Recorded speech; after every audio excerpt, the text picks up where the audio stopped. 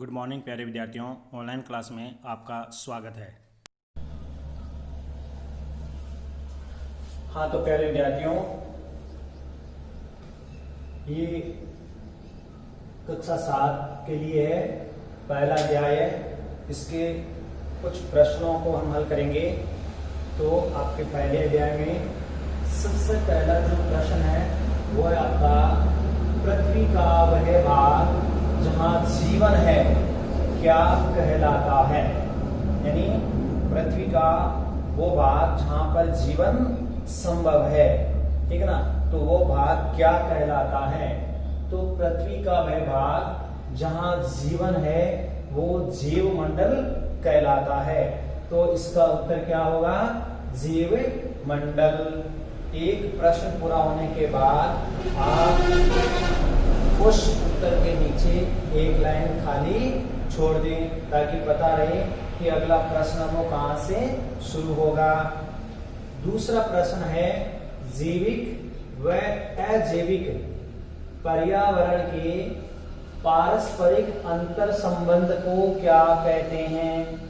यानी जैविक और अजैविक पर्यावरण के पारस्परिक अंतर संबंध को क्या कहते हैं। तो इसका उत्तर होगा, जैविक व अजैविक पर्यावरण के पारस्परिक अंतर संबंध को परितंत्र कहते हैं। क्या कहते हैं? परितंत्र कहते हैं। अगला क्वेश्चन है, जीव मंडल में पाए जाने वाले जीवों को हम किन दो वर्गों में बांट सकते हैं।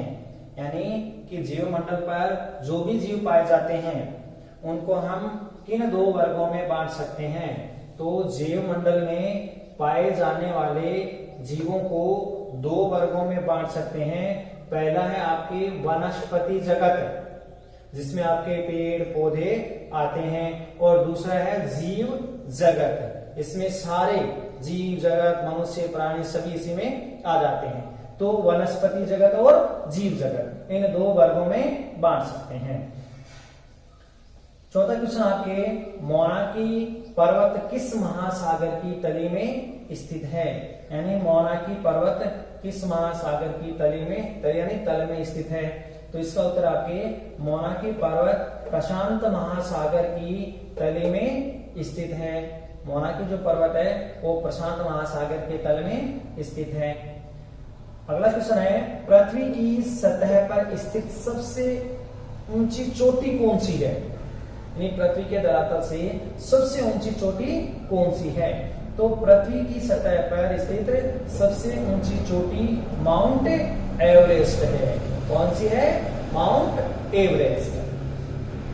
अगला प्रश्न है, पर्वतों पर जमी बर्फ के पिघलने से जो नदियां वर्ष भर बहती है उन्हें क्या कहते हैं। यानी उनको किस नाम से जानते हैं। तो पर्वतों पर जमी बर्फ के पिघलने से जो नदियां वर्ष भर बहती है उन्हें हम सदावाहिनी नदियां कहते हैं। कौन सी नदियां कहते हैं? सदावाहिनी नदियां कहते हैं। तो इन सभी प्रश्नों को आप अपने नोटबुक में उतार लेना, इनको याद भी करना है और साथ साथ में याद करते रहना, क्योंकि इनका कभी भी आपके टेस्ट लिया जा सकता है। इसलिए ध्यान में रहें कि इन प्रश्नों को याद करते रहें। आपके अगला क्वेश्चन है, माउंट एवरेस्ट कहाँ स्थित है। माउंट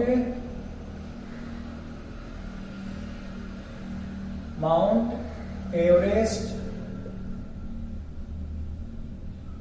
कहाँ स्थित है।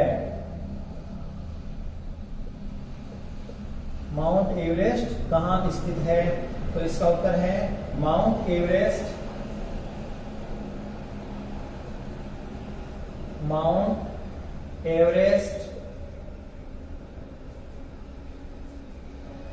धरती की विशाल पर्वत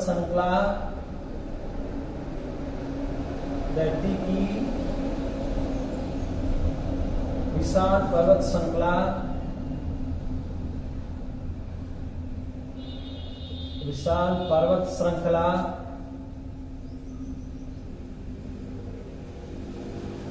धरती की विशाल पर्वत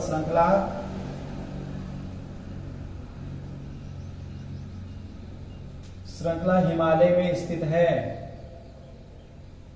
हिमालय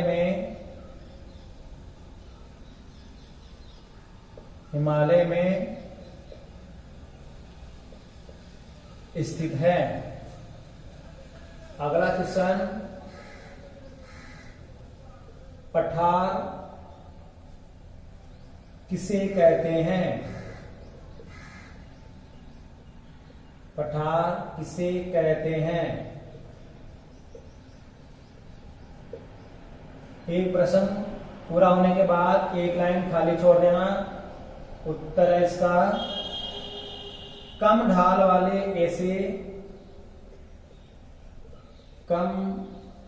ढाल वाले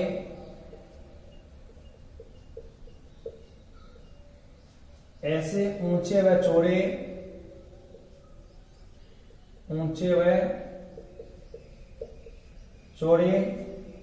भूभाग जो ऊपर से समतल होते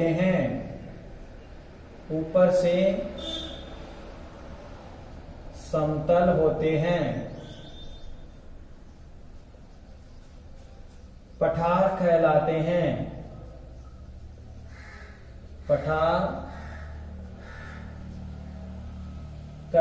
हैं। अगला क्वेश्चन आपके, मैदान किसे कहते हैं?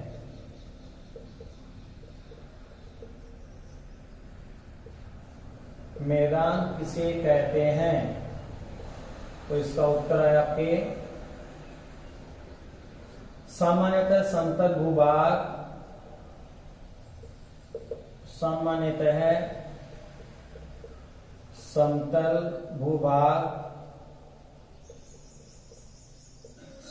भूभाग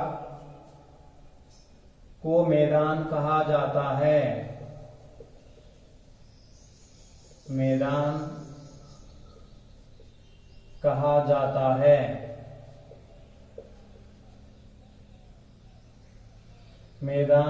जाता है जिसकी समुद्र तल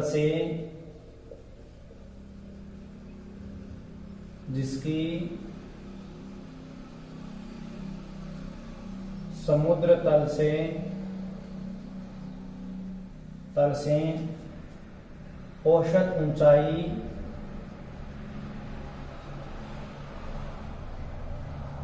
औसत ऊंचाई 300 मीटर से कम होती है। 300 मीटर से कम होती है। कितने मीटर से? 300 मीटर से कम होती है। अगला प्रश्न आपके, नदी बेसिन कौन सा स्थल कहलाता है? नदी बेसिन कौन सा स्थल कहलाता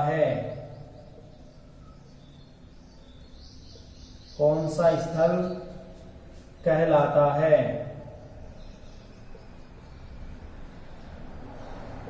नदी बेसिन कौन सा स्थल कहलाता है? तो इसका उत्तर होगा, स्थल का वह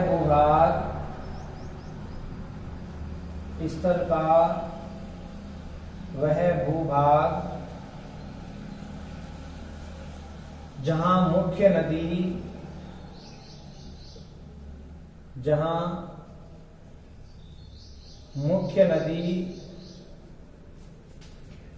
और उसकी सहायक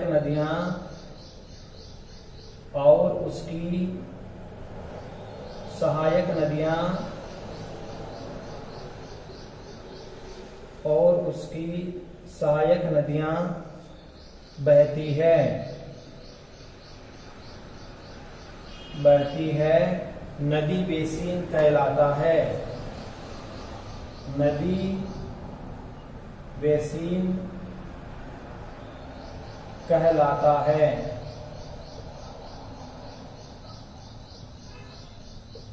तो ये आपके 10 क्वेश्चन है। क्वेश्चन है माउंट एवरेस्ट कहाँ स्थित है? तो माउंट एवरेस्ट धरती की विशाल पर्वत श्रृंखला हिमालय में स्थित है। अगला क्वेश्चन आपके पठार किसे कहते हैं? तो कम ढाल वाले ऐसे ऊंचे व चौड़े भूभाग जो ऊपर से क्या होते हैं, समतल होते हैं, ठीक है, उनको हम क्या कहते हैं? पठार कहते हैं। अगला क्वेश्चन आपके मैदान किसे कहते हैं? तो सामान्यतः समतल भूभाग को मैदान कहते हैं, जो बिल्कुल समतल हो, कहीं से उबड़ खाबड़ या ऊंचा नीचा न हो, ऐसे भूभाग को हम क्या कहते हैं? मैदान कहते हैं। और मैदानों की समुद्र तल से जो औसत ऊंचाई है वो 300 मीटर से कम होती है। फिर आपके नदी बेसिन कौन सा स्थल कहलाता है?